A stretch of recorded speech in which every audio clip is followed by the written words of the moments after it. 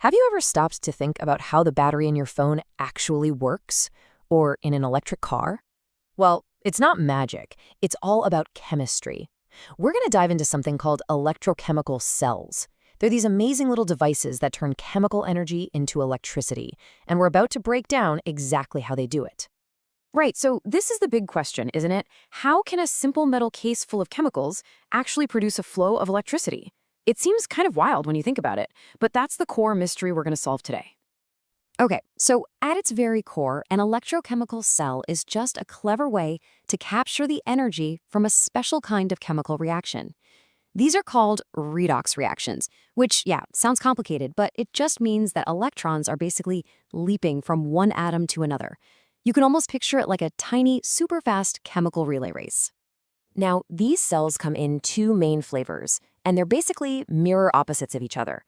First, you've got galvanic cells. Think of your everyday batteries. They take chemical energy and turn it into electricity. Then you have electrolytic cells, which do the exact opposite. They use electricity to make a chemical reaction happen. Let's start with the first one. All right, let's talk galvanic cells, sometimes called Voltaic cells. The easiest way to think about these is like a miniature power plant. It's set up to generate electricity from a chemical reaction that just happens all by itself. The absolute keyword here is spontaneous. This is a reaction that wants to happen. It's like a ball that's already at the top of a hill. It's going to roll down on its own. A galvanic cell just gives the electrons a specific path to travel down that hill, and we harness that movement as electricity. No pushing needed. So, how does this work in practice? Well, it's kind of like a three-step dance. First, at the negative end, which we call the anode, one chemical loses its electrons. That's called oxidation. Then, step 2, those newly freed electrons zip through a wire. Boom, you've got an electric current. And finally, step 3, they arrive at the positive end, the cathode, where another chemical is waiting to grab them. That's called reduction. Okay, so let's get this straight. For any galvanic cell, just think. Natural energy out. The reaction is spontaneous, turning chemicals into electricity. And here's a crucial part to remember. The anode, where it all begins, is negative, and the cathode, the destination, is positive. All right, now let's completely flip the script and look at the other side of this coin, the electrolytic cell. If a galvanic cell is a reaction that wants to happen, an electrolytic cell is one that you literally have to force to happen. Yep, you heard that right. The reaction in these cells is non-spontaneous. Going back to our analogy, this is like trying to push that ball back up the hill. It is absolutely not going to happen on its own. That's why we need an external power source, like a battery, to give it that necessary shove. Now, the process might look similar on the surface, but there's a massive twist. That external power source is basically a bully. It forces the electrons to move where they don't want to go. And because we're overriding nature, the charges of the electrodes actually flip. The anode becomes positive and the cathode becomes negative. But, and this is so important, their jobs stay the same. Oxidation still happens at the anode, and reduction still happens at the cathode. So for electrolytic cells, think forced energy in. The reaction doesn't want to happen. We're using electricity to create a chemical change. And in this forced arrangement, the anode is positive and the cathode is negative, the complete opposite of a galvanic cell. Okay, let's do a quick showdown. Let's put these two cells right next to each other. I know it can feel a little tricky with the pluses and minuses flipping all over the place, but I promise you, there's one simple, rock-solid rule that never, ever changes. And here it is, all laid out. Just look at this table. The energy conversion is a perfect mirror image. Same goes for the reaction type and, of course, those anode and cathode signs. This really gets to the heart of it. You might want to pause here because this is a really important one. Remember, galvanic is natural power out, electrolytic is forced power in.